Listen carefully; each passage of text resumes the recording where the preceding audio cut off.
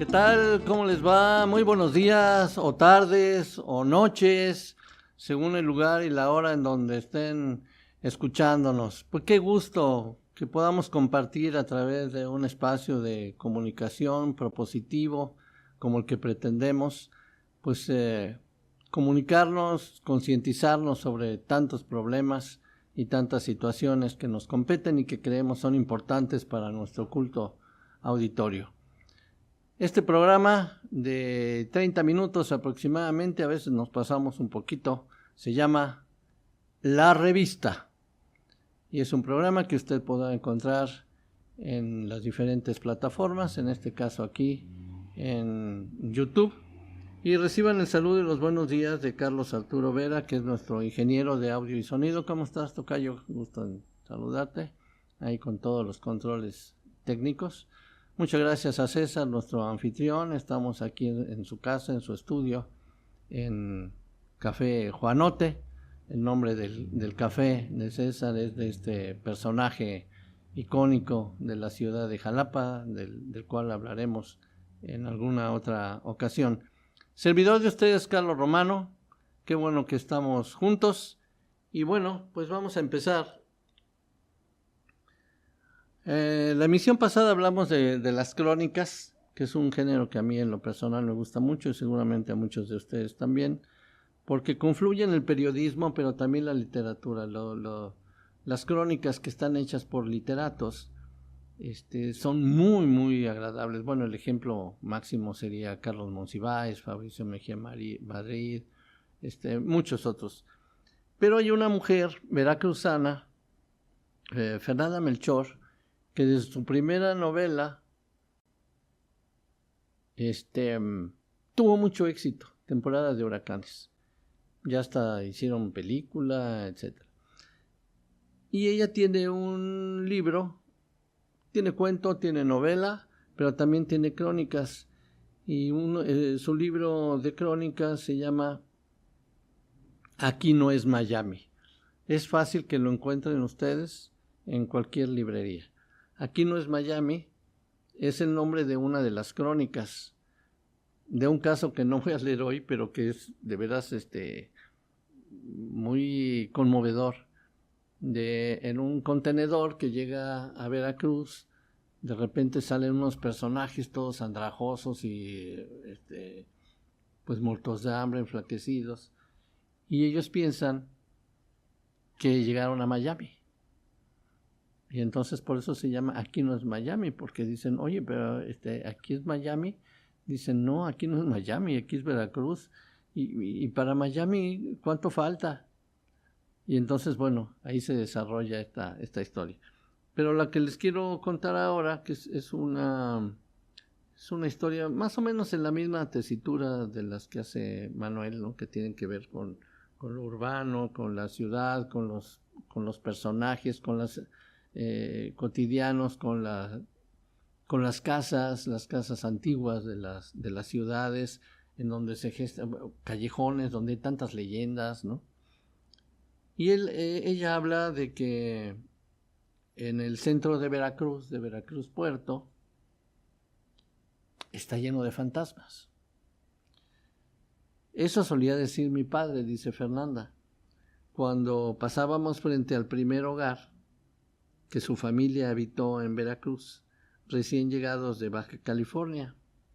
Era un patio muy lúgubre de vecindad, ahora en completo abandono, sobre la avenida 5 de Mayo, y como tantos otros edificios del centro histórico del puerto, esta cuartería en donde mi padre dio sus primeros pasos es hoy en día una ruina, ¿no?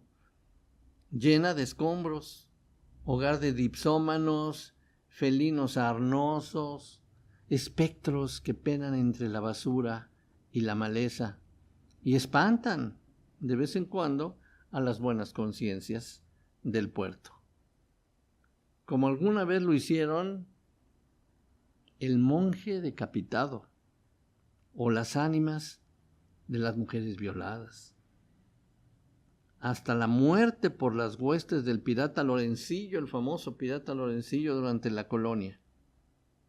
Fantasmas en harapos, que duermen la mona en el suelo de los callejones. Espantos de carne y hueso que asoman sus rostros tiznados por las celosías rotas de los balcones. Sombras que por caridad o por franca astucia habitan los despojos de esas casonas edificadas con piedra de coral y argamasa, antiguas mansiones que ahora se desmoronan sobre las aceras causando víctimas mortales en días de viento, ya que en Veracruz hay nortes muy fuertes, ante la indolencia de sus legítimos propietarios, porque las dejan que se mueran, que se caigan solas. Estos son caballeretes criollos que prefieren asistir al derrumbe de sus herencias que gastar dinero, tiempo e influencia en restaurar ese patrimonio histórico. Aunque no es ni de lejos tan antiguo como muchas de las casonas abandonadas que se desmigajan sin prisa en las calles del centro, el edificio de la Lotería Nacional, por ejemplo, ubicado en las calles de Independencia, forma parte de estos escenarios fantasmales. Un día que anden por allá por Veracruz, visiten estos espacios, van a decir, este es el donde dice Fernanda Melchor que esto y el otro. Un laberinto de apartamentos y despachos distribuidos en 6 pisos, y en donde aún habitan un puñado de ancianos que no han podido ser desalojados debido a las antiguas leyes de inquilinato. Hombres y mujeres que viven en la luz de las velas, porque no tienen luz, sin agua potable, obvio no hay electricidad, y que cuentan historias de ruidos extraños en los corredores del edificio. Canicas que ruedan, pelotas que rebotan, sobre pisos de habitaciones, ¿no? Habitaciones ya clausuradas, que nadie puede entrar ahí, o nadie entra, ¿no? Gritos y lamentos de las personas que perecieron en el incendio que arrasó el edificio de finales de los años 70. O risas y pasos de niños pequeños subiendo y bajando por las escaleras. Y dice Miguel, uno de los jubilados, no, pues yo viví mucho tiempo en el edificio de la Lotería Nacional, arriba del local de telas de México, allá en Rayón Independencia. Y se llamaba ahí porque antes estaban ahí las oficinas de la lotería, hasta que la quitaron cuando se quemó la bodega de telas de México. Y después del incendio nos salieron los dueños con la tarugada de que iban a remodelar los departamentos. Pero en lugar de eso, nos cortaron la luz y el agua y nos fueron corriendo a todos. Yo me resistí porque la verdad no me alcanzaba. Quería seguir pagando renta congelada y por eso me aferré. Pero luego me cansé de andar ahí batallando. Y es que no me gustaba mucho vivir en ese edificio, de verdad, no. No sé si haya dado cuenta usted cuando estuvo allá, pero como que hay mala vibra ahí, ¿no? Como que uno no está justo en este lugar, no sé cómo explicarlo. Luego de noche se escuchan cosas feas como gritos, quejidos. Tenemos una vecina que ya falleció, doña Esa, que era muy sensible para esas cosas. Y ella fue la que llegó a ver a los 2 niños, a los hijos de Evangelina, jugando en las escaleras, muchos meses después de que se descubriera el crimen. Yo creo que fue por eso que los dueños dejaron que se cayera todo. A lo mejor querían que ya nadie se acordara de lo que había pasado en aquel departamento. Miren, este es un ejemplo de estas deliciosas crónicas también en el libro de Fernanda Melchor, que se llama Aquí no es Miami. Entonces, muy recomendable, cómprenlo y nosotros vamos a tomarnos un delicioso café Juanote y regresamos. La luna con su reflejo en todita la región iluminó su destello, dijo el sabio Salomón, solo Veracruz es bello.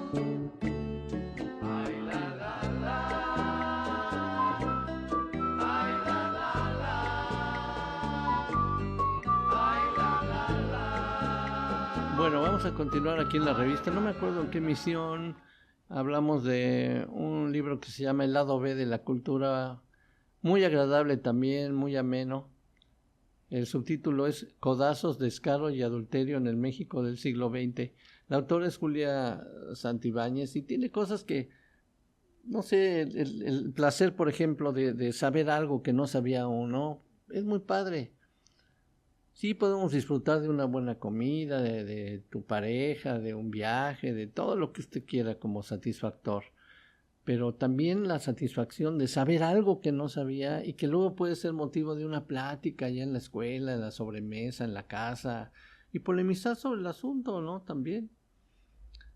Bueno, entonces aquí Julia Santibáñez nos plantea un capítulo que se llama Personajes del Gran Cine. Personajes que no son actores, pero que de repente, por alguna razón, incursionaron en películas y se hicieron pues más famosos de los que ya eran.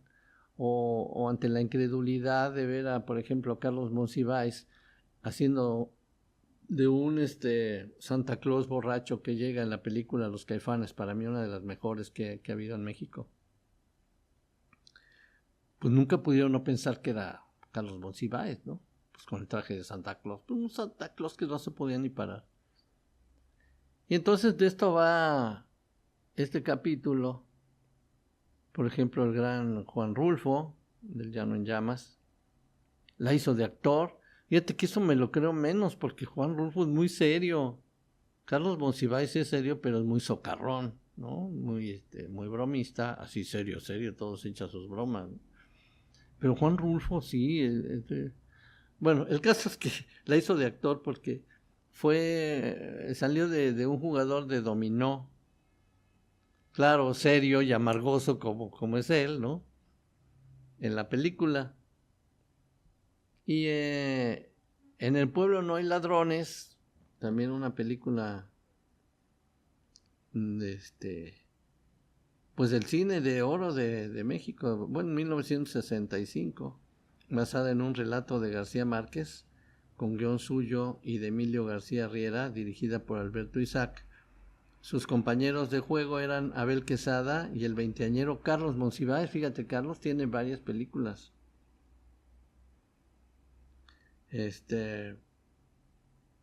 En otras escenas aparece Leonora Carrington, piadosa en una iglesia y rezando. O Luis Buñuel como cura. Dios mío. El crítico García Riera, que es uno de los mejores críticos de cine. Él es español. Es el papá de García Bergua, otra chica que escribe muy bien también, ya ella mexicana. Pues salió de cura. El crítico García Riera, Alfonso Arau, bueno, y el propio García Márquez hicieron papeles chiquitos, pero bueno, ahí estaban, ¿no? En las películas. Fue un trabajo hecho por cuates, por amigos, seguramente, sin cobrar, pues ¿qué van a cobrar? Mucho disfrute. Carlos Monsiváis tuvo otra aparición curiosa en pantalla. Ah, pues mira, aquí está como que les decía yo, el Santa Claus muy ebrio, ¿no? Que llega en la película Los Caifanes de 1967, en este periplo nocturno, en donde Ulisa y Enrique Álvarez Félix son una pareja de jóvenes novios adinerados y están en una fiesta de gente adinerada. Creo que es una noche vieja o una Navidad o algo. Y entonces ellos deciden dar una vuelta por algún centro nocturno de caché, como se decía antes. Y entonces se salen de esa fiesta, pero les agarra un aguacero muy fuerte y de pronto ven un automóvil que estaba como la ventana un poco abierta y entonces se meten, porque pues es gente que está acostumbrada a hacer lo que sea, ¿no? Se creen con derecho de hacerlo. Entonces se meten al carro y de pronto llegan unos personajes medio mal vestidos, que resulta que son mecánicos que andan de paseo también y de disfrute nocturno y vienen de Querétaro. Y entonces ahí empieza con ellos un viaje por toda la Ciudad de México en el que corren muchas aventuras. Enrique Álvarez Félix siempre muy preocupado de que no le fueran a hacer algo a ella, ¿no? A Julissa, a su novia muy bella. Y ellos, bueno, pues con los albures de aquella época tan inocentes, ¿no? Que eran unas actitudes realmente que comparado con los tipos que hay ahora, incluso piropeando a las chavas, no era nada. Bueno, en fin, que ya por ahí de la madrugada,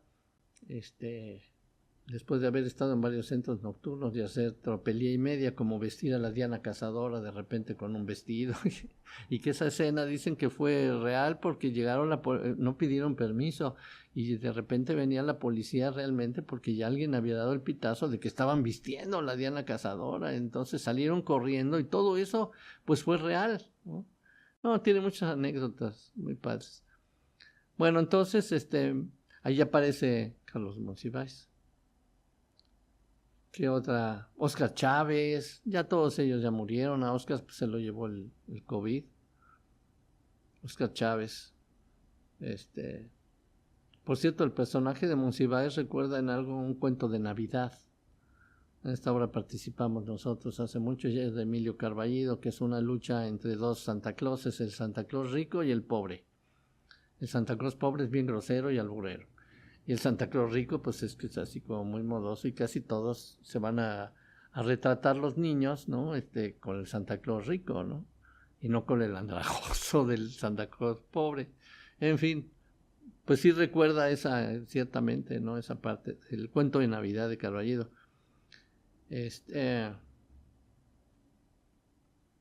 ¿Qué más? La literatura y el cine, bueno, han sido primas hermanas en nuestro país. De las buenas primas hermanas de 1931 es Santa, basada en la novela de Federico Gamboa y con las actuaciones de Lupita Tovar, quien ya había filmado en Hollywood. Fue la primera cinta sonora nacional y desde allí la relación, ¿no? entre ambas artes resultó tremendamente fecundada. Los contemporáneos, los poetas fueron muy relevantes. Salvador Novo participó en el guión del Signo de la Muerte, Javier Villaurrutia, en fin, todos ellos los contemporáneos, ¿no? En la palma de tu mano. Bueno, este es uno de los artículos interesantes de Julia Santibáñez, del lado B de la cultura, que es muy entretenido, también para platicar, para comentar y para que nosotros pensemos, porque no lo deseamos, que no se nos vayan a aburrir. Quien quiera ahondar más, digamos, en algunos de los temas que aquí tocamos, pues hay un montón de literatura ya a profundidad, ¿no? En fin, ya vamos por ahí de la mitad de la emisión de hoy, así que vámonos rápidamente por un café Juano. La luna con su reflejo en todita la región iluminó su destello, dijo el sabio Salomón, solo Veracruz es bello. Ay, la, la, la. Ay, la, la, la. Ay, la, la, la. Fíjense que en nuestra experiencia en la radio universitaria durante 35 años, cuando empezamos el programa La Revista y que quisimos conservar el nombre aquí para la plataforma de YouTube y algunas otras, Los Cazadores de Microbios, un libro de Paul de Cruz, fue un libro que nos dio muchísimo auditorio, y con esa confianza del gusto de la gente por este libro, pues vamos a retomarlo para las nuevas generaciones que eventualmente puedan estar escuchando estas emisiones de la revista en YouTube, y como para que los adultos que nos están escuchando pues llamen a los chavos para que aprendan algo de lo que ahora sigue estando muy en boga, por ejemplo lo del COVID y de los microbios y de dónde vienen y cómo se descubrieron. Es una aventura fascinante. Y el primero de ellos de estos cazadores de microbios fue un señor Anton van Leeuwenhoek, holandés. Fue el primero en todo el mundo en asomarse al universo de los microbios. Leeuwenhoek deseaba unas lentes, pero como era muy terco, muy exigente, muy receloso, decidió tallarlas él mismo para hacer como lupas, ¿no? Sin tener ningún estudio formal, se puso a tallarlas. Yo no sé quién le dijo, porque no había dónde aprender esas cosas, ¿no? No es como ahora que dices tú, vamos a una tutoría en Google, no, pues cuál. Elaboró diversos vidrios y los montó en marcos de oro, plata, cobre, creando así las lentes más perfectas del siglo XVII.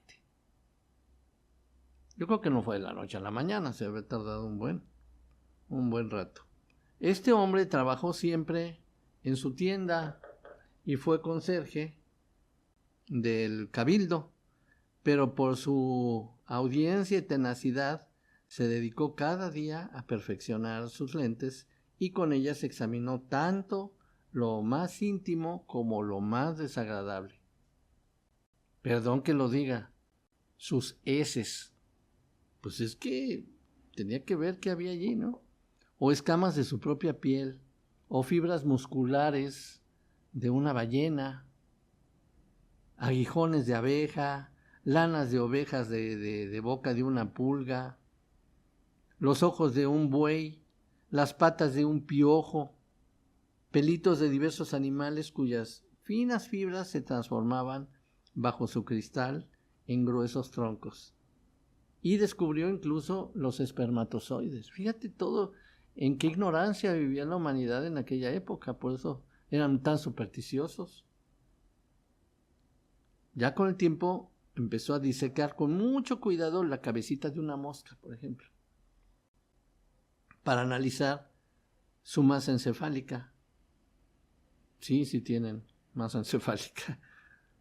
Un día vio dar vueltas en una gotita de agua a unos seres chiquititos, miles de veces más chicos que cualquier bicho que puedes ver a simple vista, ¿no? Era un fantástico mundo de criaturas ocultas a la mirada del ser humano. Eran microorganismos. ¿Por qué fue tan difícil descubrir los microbios? Pues porque cuando Anton Leeuwenhoek nació, pues no había microscopios, solamente había lupas. ¿Sí? Pero ¿de dónde procedían los bichos? Se preguntaba, ¿no? Sí, ahí están, pero ¿de dónde salen? Generación espontánea. Pues los creó Dios. O sea, la generación espontánea es la creencia de que Dios los creó así de repente, ¡pum!, aparécete y ya, ¿no? ¿O qué? ¿O llovían del cielo? ¿O treparon del suelo? Entonces Leeuwenhoek investigó en aguas de todas clases de la atmósfera de su laboratorio, del tejado de los canales, de las casas, ¿no?, del pozo de su jardín, en donde había un montón de bichos. 20 años Leeuwenhoek investigó sin decirle a nadie lo que veía. Fíjate, con las ganas que tendría de comunicar esto, se aguantó y no lo hizo. Fabricó cientos de microscopios y observó, quería descubrir el origen de estos seres. Cuando se aseguraba de lo analizado, lo dibujaba y lo archivaba. Remojó durante semanas un granito de pimienta y luego introdujo una pizquita en una gota de agua. Y entonces, ahí estaban. Vio allí diversos bichos. Anton Leeuwenhoek incluso halló cómo criarlos. A pesar de su recelo, le permitió a un miembro de la Real Sociedad ver por sus lentes, únicas en toda Europa. Y entonces este señor Graf escribió admirado a sus colegas de Londres, y ellos le pidieron al holandés que detallara, ¿no?, cómo había construido sus aparatos y explicara sus técnicas.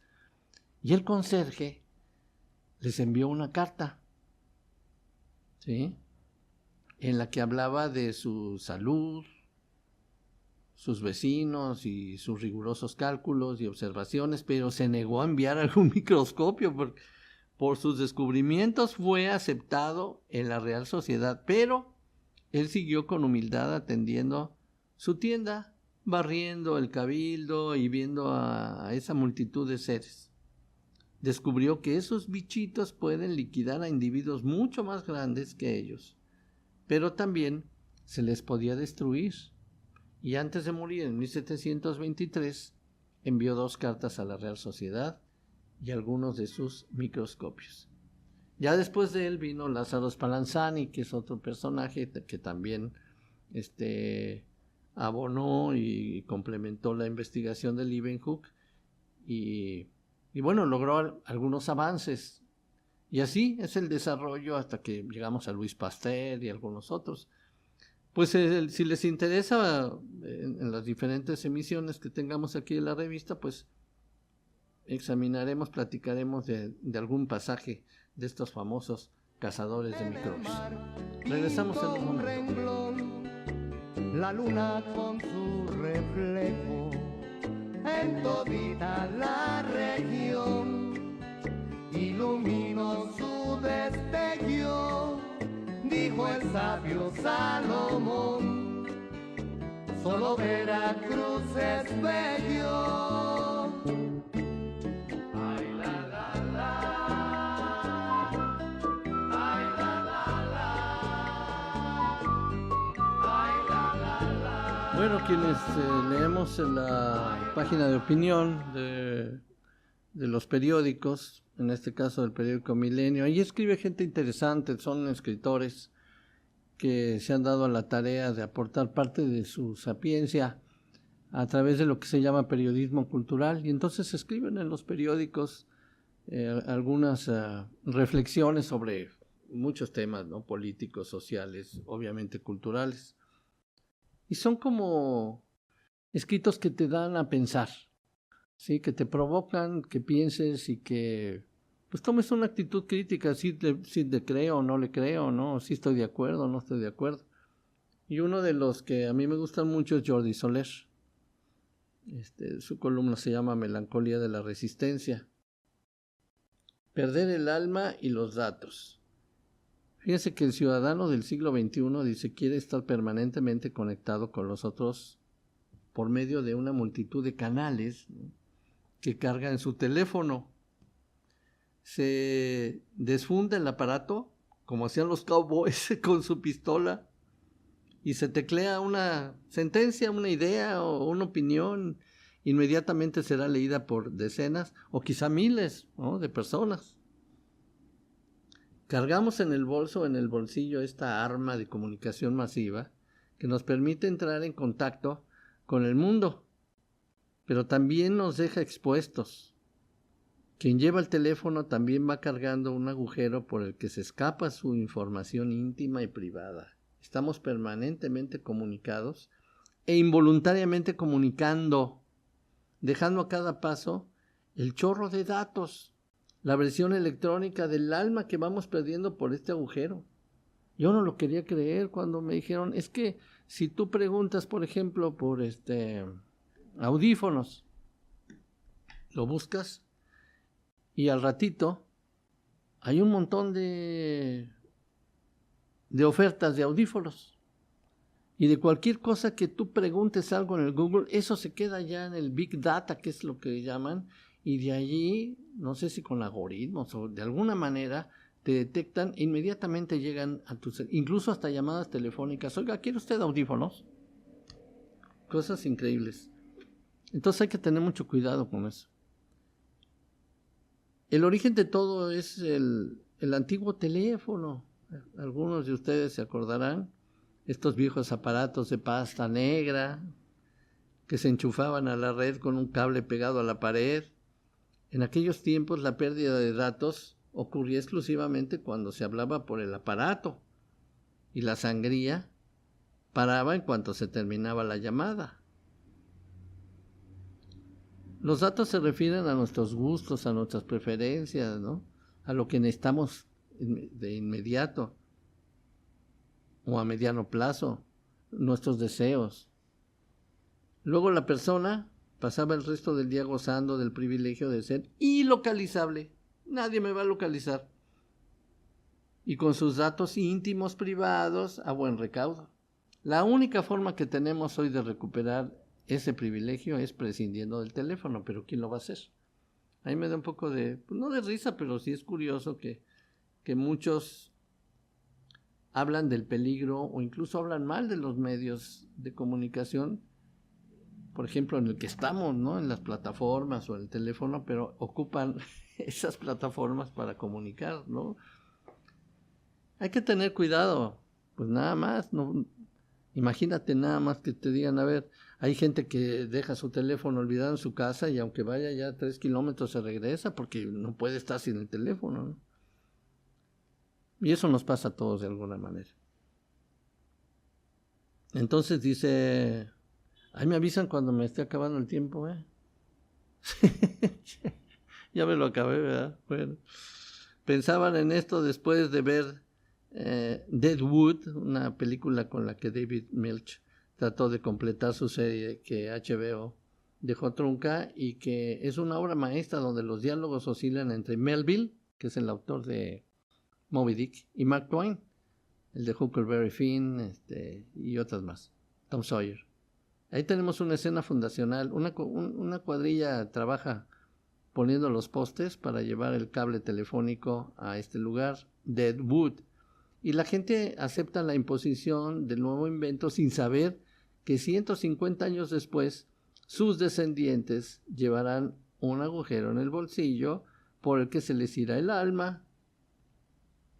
Pero al dueño del burdel del pueblo, que percibe este agujero y se resiste a poner un aparato de teléfono, un tal por cual teléfono en mi tugurio, dice, se pregunta y responde con una sentencia lúcida que no está de más tener presente en nuestro tiempo. No voy a perder el privilegio de ser ilocalizable. Bueno, pues entonces Jordi Soler escribe en el periódico Milenio y los invitamos a que lo lean, a que lo sigan. Ahora es muy fácil, ya nomás pone uno seguir y ya sigue uno a tal o cual autor. Muchas gracias por su atención. Esperamos contar con ella en las próximas emisiones de la revista, por lo pronto en la plataforma de YouTube. Muchas gracias a César, anfitrión de Café Juanote, a Carlos Arturo Vera, nuestro ingeniero de audio y video, y un servidor de ustedes, Carlos Romano. Qué bueno que estuvimos juntos. Ojalá que les haya parecido interesante nuestra emisión. Y por ahí si corre la voz de que estamos en YouTube como la revista, pues se los vamos a agradecer. Pásenla bien, hasta la próxima.